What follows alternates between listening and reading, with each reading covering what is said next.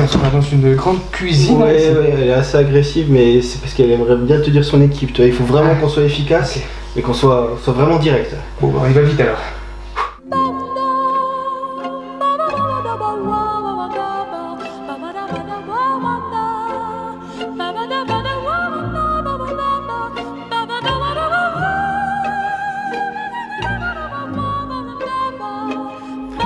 Bonjour à tous, ici le Geekophile et je suis toujours avec Florent. Salut.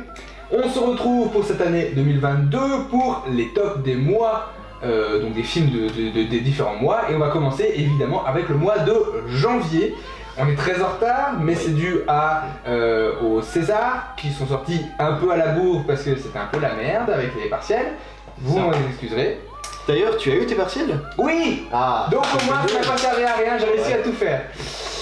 Bon voilà, bref, en tout cas, là on repart sur les différents mois, donc le mois de janvier arrive un peu tardivement, le mois de février on va le retourner un peu plus tard quand on aura un peu rattrapé certains films de février qui sont arrivés en fin février, et bien on va commencer tout de suite avec le top 5. Je te laisse commencer. Et bien le top 5, moi j'avais mis, du coup oui, Macbeth.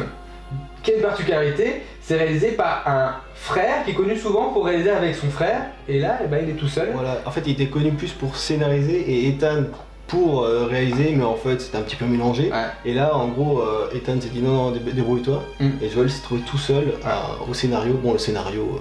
Voilà, donc assez classique. Bon alors là, vous l'aurez peut-être compris, c'est Joel Cohen, donc des frères Cohen, qui est sans Ethan Cohen, donc son frère avec lequel il réalise habituellement.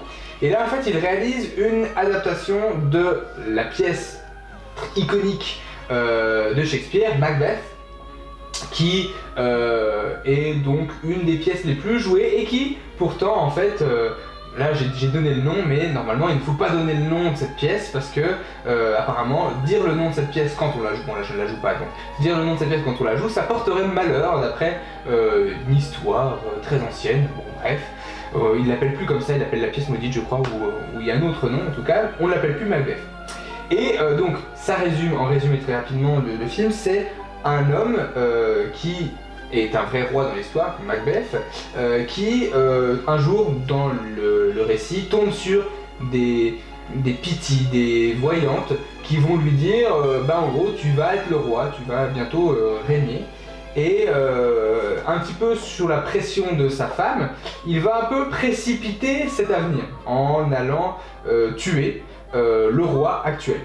Donc évidemment, comme les Pythis lui ont prédit, et parce qu'il est dans l'ordre de succession d'après le roi, qui n'a pas d'enfant, eh bien il prend la succession du roi et devient le nouveau roi d'Angleterre. Sauf que il va y avoir toute une psychose qui va naître, et eh bien le personnage de Macbeth et son épouse vont partir totalement en flip, de se dire ah ouais mais lui il a disparu, assez bizarre et tout, et ils vont donc du coup complètement partir en vrille là-dessus.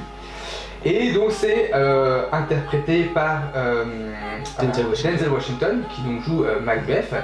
Et ce qui est intéressant avec ce film, alors c'est un film totalement en noir et blanc, un rythme un petit peu longuet parce que c'est des textes d'origine, donc ça peut paraître un peu longuet. Je trouve que c'est quand même assez intéressant, et au début je pensais qu'ils allaient faire vraiment presque comme une pièce filmée, mais il y a quand même quelques subtilités, notamment ce qu'on appelle la règle de bienséance, qui veut que non, dans une pièce de théâtre, on ne montre ni sexe ni violence, et là, les scènes de violence sont quand même montrées à l'écran, ce qui va un peu rompre avec la tradition théâtrale, et nous montrer que nous ne sommes pas dans du théâtre filmé. Et il y a aussi ce côté décor très contemporain, avec un palais très bétonné, un décor très rectangulaire, qui est assez intéressant et qui a 2-3 parties visuelles qui sont vraiment très jolies. Donc, ça reste une adaptation de Macbeth assez fidèle, donc si vous n'aimez pas l'œuvre de Macbeth, vous allez avoir du mal avec ce film. Mais en tout cas, visuellement, je trouve qu'il vaut le détour. Très bien. Alors moi, mon numéro 5, j'ai mis Un Monde, à ne pas confondre avec Un Autre Monde, qui est sorti en février, parce qu'on entend entre les deux. Donc, de Laure Vanel, c'est un film belge qui en fait parle de harcèlement scolaire, mais vraiment du point de vue des enfants. En gros, c'est une fille qui arrive à l'école, qui se dit « Ah tiens, la primaire, j'ai un peu peur, tout ça, est-ce que j'arriverai à m'intégrer ?» Et en fait, elle va bien se débrouiller en cours, mais elle va surtout voir son grand frère qui se fait tabasser, qui se fait vraiment harceler, mis la tête dans les toilettes, enfin voilà, elle voit ça. Elle va interpeller la direction, parce qu'elle veut protéger son frère. Et son frère dit non, si tu interviens, en fait ça sera encore pire pour moi parce qu'ils vont se venger. Donc elle va hésiter, elle va essayer d'en parler à son père, mais là aussi ça va envenimer les choses. Donc c'est vraiment toute l'espèce de pression de l'école qui est très bien retranscrite dans ce film. C'est un format carré, j'en avais beaucoup parlé l'année dernière, du format carré qui enferme le personnage. On crée énormément de flou autour des personnages aussi, pour montrer une espèce de perdition.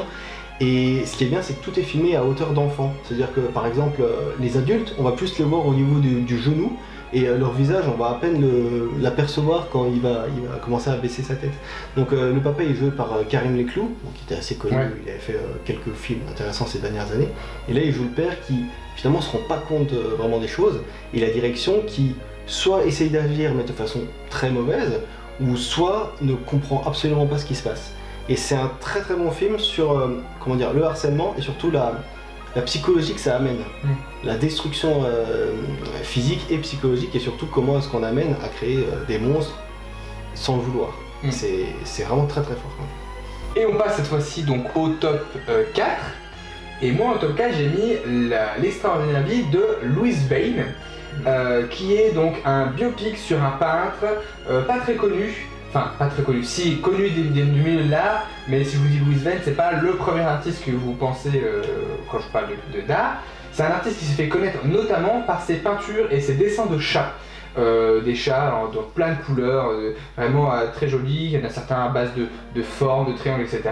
Et en fait, on voit à travers son personnage, joué par Benedict Cumberbatch, un personnage à la fois très touchant, un petit peu barré quand même, parce qu'il a des théories très particulières.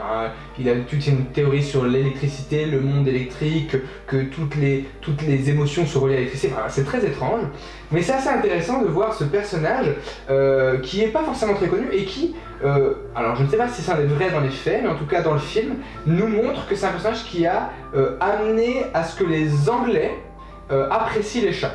Alors en France on était un petit peu à l'avance parce que c'est plutôt Louis XIV qui avait introduit les chats, on va dire, dans la société. Mais en tout cas en Angleterre c'était pas très bien vu, c'était encore vu comme des parasites. Et le fait qu'il peigne ses chats, c'est assez touchant. Il y a aussi toute une histoire sociale puisque c'est une personne qui a eu des choses assez horribles, qui est tombée dans la folie, qui a perdu sa femme, etc. Et franchement, c'est un film que je trouve assez beau et qui est très agréable à regarder. Très bien. Alors moi, en numéro 4, j'ai mis Licorice Pizza, le nouveau Paul Thomas Anderson, donc, qui avait fait des chefs-d'œuvre genre There Will Be Blood ou encore récemment The Phantom Thread, que j'avais vraiment adoré. Là, je trouve que c'est un cran en dessous, mais ça reste quand même très beau. Donc c'est vraiment une espèce de bulle poétique de, à mon avis, son enfance. Donc c'est un film qui se passe dans les années 60-70.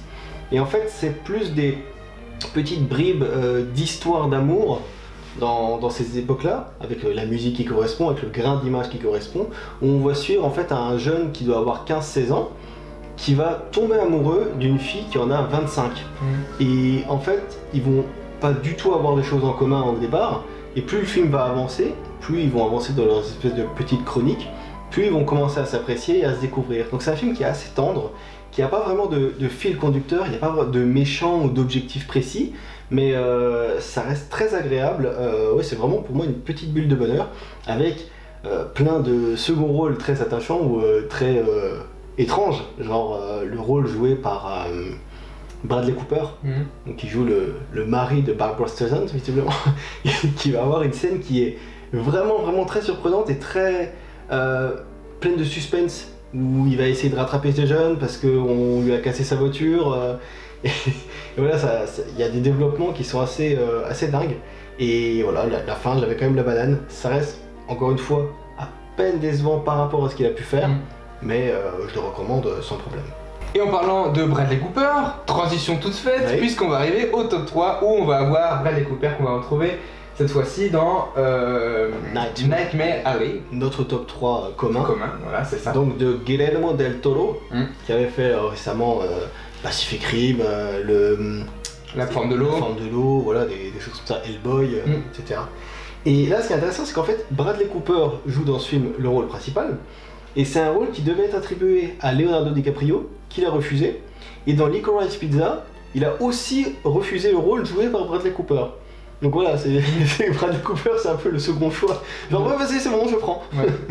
Alors, l'histoire de Nightmare Alley. Alors, Nightmare Alley, ça va être l'histoire donc d'un homme qui, en fait, a apparemment perdu son père et qui va se retrouver dans un cirque, enfin dans une fête foraine plutôt, avec une foire aux monstres. Donc c'était quelque chose qui existait par le passé où c'était des gens qui avaient des particularités physiques. C'est dans quelle année d'ailleurs le film se passe?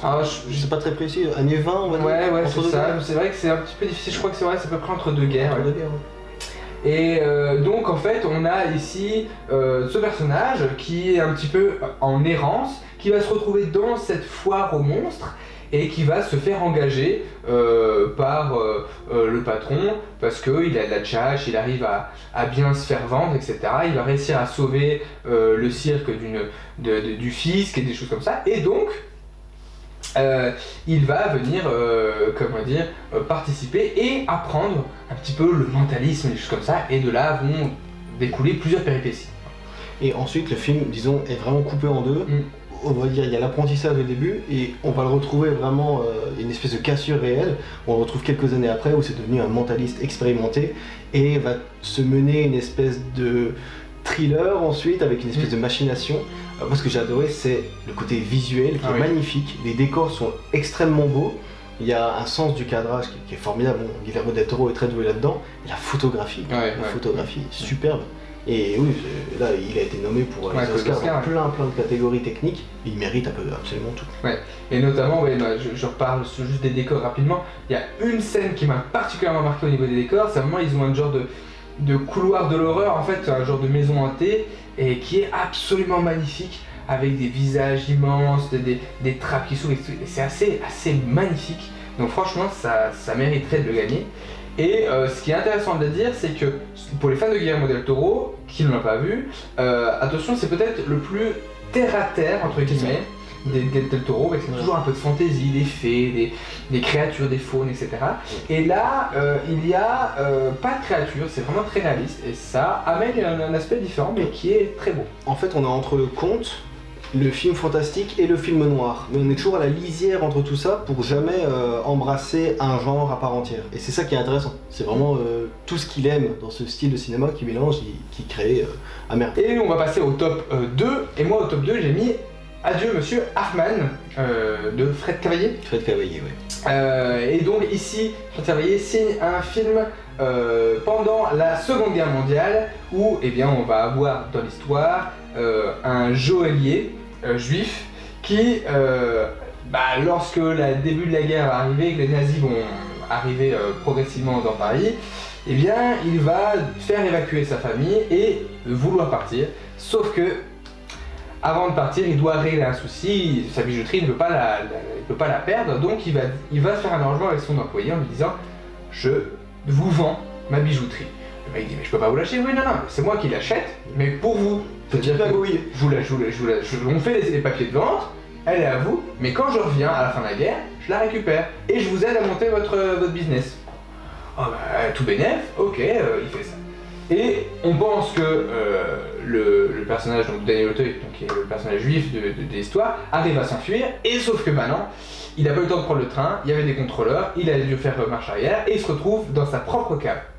Et de là va se passer un genre de mélange entre le Jonathan Frank où on a ce côté isolement, les personnages qui va se retrouver tout seul, loin de sa famille, et qui ne peut même pas communiquer avec eux parce que il va y avoir cette contradiction de « Ah non mais il y a des lettres, c'est dangereux, si je commence à publier des lettres, ça va être trop dangereux, donc je veux pas. » Et en même temps, ce côté très malsain qui va s'amener entre la relation entre cet employé et cet employeur, qui va s'inverser puisque l'employé va devenir l'employeur, etc. Et de trouver le côté employeur qui devient employé et toute cette manipulation faite par l'employé de base, assez intéressante. Et je trouve que Lelouch se débrouille plutôt bien dans ce rôle. Donc moi c'est un film que j'ai plutôt apprécié dans le côté très malsain, très pervers de la chose. Il y a même des rapports avec les nazis, Ouais. avec des transactions qui sont plus que douteuses. Où tu te dis, ah non, mais attends, je vais quand même pas faire ça, Ouais. vu d'où vient la marchandise. Non. Mais oui, nous on aime bien les films vicieux, un peu malsains, et là on est vraiment en plein dedans. Ouais. Et ça a dû se passer, il y a certainement... Ouais, certainement qu'il y a des choses dans le genre qui sont dû se passer, ouais. C'est assez terrifiant aussi. Hein. Visiblement, c'est adapté d'une pièce de théâtre, donc le côté mise à l'écran d'une pièce de théâtre là est plutôt bien fait, dans une maison avec 2-3 passages à l'extérieur. Ouais, moi je trouvais ça plutôt bien amené en tout cas. Alors, moi, mon numéro 2, c'est The Chef, ou The Chief, je sais pas comment on le dit en anglais, de Philippe Barattini. Donc c'est un film anglais, porté par Stephen Graham, un acteur que j'adore. Et en fait, le film a une particularité, donc sans dire vraiment de quoi parle le film, c'est un plan séquence. Un vrai plan séquence. Alors il y en a 2-3 que j'ai vu qui disaient ouais mais ça se trouve il y a des coupes qu'on voit pas, enfin bref, on remet toujours ça en cause. Et en fait là le film, ça suit donc un chef de restaurant pendant une nuit. Donc il va arriver, il va prendre son poste, on va avoir le stress, l'inquiétude, l'angoisse, son ancien pote qui va venir pour essayer de marchander avec lui en disant oui mais c'est bon, avant tu faisais mieux à manger et puis là maintenant t'es devenu doué, donc si tu veux on peut s'associer et puis je te rachète ton restaurant. On va avoir une serveuse qu'on va suivre, donc la caméra va suivre vraiment chaque perso pour venir vers une table avec un client qui va être ultra grossier, franchement raciste. Et elle qui va arriver, qui va discuter avec sa collègue pour dire ouais la table 15 là c'est vraiment une horreur. On va voir la jeune commis française qui elle découvre le boulot, qui fait un petit peu de gaffe. Sa seconde qui commence à prendre un peu de pouvoir et lui qui est en stress total, en angoisse. Donc on a vraiment cette espèce d'émulsion pendant une soirée avec tout qui peut foirer, tout qui peut s'effondrer, et c'est très bien fait, c'est vraiment haletant. Le film il dure 1h30 et on est accroché au siège en se disant waouh où est-ce que ça va aller. Donc c'est le côté mise en scène qui est virtuose parce que filmer un plan séquence ça demande énormément de travail, il faut que personne se loupe. Et ouais vraiment j'ai été pris dedans et c'était un vrai coup de cœur. C'est un peu ce côté le sens de la fête non ouais mais en plus hard. Ouais il y a moins d'humour disons, il y a moins d'humour. Et en top 1, un top commun, comme tout à l'heure, c'est The Green Knight de David Lowery qui avait sorti il y a quelques années The Ghost Story, que j'ai trouvé absolument magnifique, qui avait fait des trucs chez Disney, genre Peter et Elliot le Dragon. Ah oui, c'est vrai. Et voilà, il y avait un autre film encore que j'ai pas vu de lui, mais c'est vraiment un réalisateur à suivre. Et là, donc The Green Knight est sorti l'année dernière aux États-Unis, mais il n'a pas été distribué au cinéma parce qu'apparemment ça coûtait trop cher de l'exploiter, etc.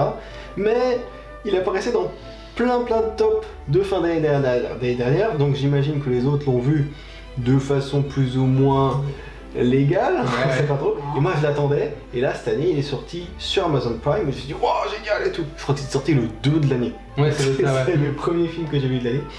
Et donc on suit Dev Patel qui va incarner Gauvin dans une vision très étrange, très sombre. Des mythes arthuriens. Alors je vais te laisser parler du scénario. Alors en fait c'est inspiré donc d'une histoire vraie, l'histoire de Gauvin. Alors les Noins ils utilisent le vieux nom, c'est le Gawain, je crois. Ouais, Gawain. Et en fait donc c'est l'histoire du Chevalier Vert. Donc le Chevalier Vert c'est un chevalier qui se présente à la cour du roi, à la cour de roi Arthur, et qui dit en gros, qui fait une menace en disant qu'il veut un défi, qu'il y a un jeu. Celui qui viendra lui asséner un coup, eh bien, comment dire, il recevra dans un an le même coup. Donc personne ne veut y aller, et puis Gauvin qui veut qui veut montrer son courage à son oncle, qui est donc le roi, dit oui, ok, j'y vais. Il prend alors son épée, se rapproche, s'attend vraiment à un combat. Là, le chevalier vert se penche. Donc Gauvin se dit bah je vais lui couper la tête, comme ça je serai tranquille. Donc Gauvin coupe la tête du chevalier vert, et le chevalier vert ramasse sa tête, se relève et lui dit à l'année prochaine. Et il s'en va. Erreur. Et de là donc Gauvin se dit ah donc il me reste 1 an à vivre quoi. Parce que lui il peut se relever sans sa tête, moi pas. Et donc il va y avoir déjà ce côté ah toute cette attente de cette année. Et puis ensuite, on va suivre le chemin initiatique, si je peux dire, entre la forteresse d'Arthur jusqu'à la forteresse du Chevalier Vert, avec différentes péripéties, plus ou moins poétiques, plus ou moins... avec à chaque fois des côtés visuels très intéressants, c'est ça. que ce soit les géants, que ce soit l'histoire d'une femme, etc., etc. Je trouve qu'il y a plein d'effets, en fait, de péripéties qui sont assez intéressantes pour amener jusqu'à la fin avec cette rencontre. Alors moi j'ai adoré parce que c'est vraiment ce que j'aime, c'est le film d'aventure pur. Genre il arrive sur son cheval avec donc cette hache, il va se balader avec cette hache tout le long, et vraiment c'est je rencontre un perso qui va servir presque comme un PNJ, qui m'annonce soit une quête, soit une direction à suivre, et lui qui va vraiment être confronté à l'inconnu total, comme si finalement il était dans un espèce de nouveau monde. Avec oui, tu disais il y avait cette femme étrange autour d'un lac. Il y a ces géants qui apparaissent à un moment donné, ce renard dont on ne dirait pas trop de choses, mais vraiment c'est de surprise en surprise, et la photographie est magnifique. Il y a des plans qui sont des œuvres d'art absolues, et la fin, bon je ne vais pas du tout révéler ce qui se passe, mais j'étais comme ça, je fais waouh, finir comme ça, c'est un pied de nez absolu, et je me suis dit c'est vraiment genre... Je pense que la moitié du public va détester, l'autre moitié va apprécier, mais je m'en fous, je fais ce que je veux. Et moi je me suis dit mais bravo, c'est exactement ça. C'est super bien foutu, ouais. C'est vraiment très bien fait. Et puis même pour la réalisation et la photographie sont magnifiques, et moi je trouve que c'est super beau film, donc c'est absolument magnifique. Et donc juste avant de conclure, on va afficher en bas de votre écran 5 autres films qu'on a au moins bien aimés pendant le mois de janvier, où on se dit voilà, ceux-là on peut les conseiller sans grand problème. Voilà, c'est tout pour les films donc de janvier 2022. Et puis donc on va se retrouver assez rapidement avec la vidéo de février 2022. Peut-être moi un peu différent au niveau du visuel, on verra que c'est plus centré peut-être sur l'humour, des choses comme ça. Donc on verra ce qu'on va vous présenter. On n'a pas encore tout vu, donc on ne sait pas encore ce qu'on va vous présenter. En tout cas, et puis on se retrouve très vite. Finité. Incantatem.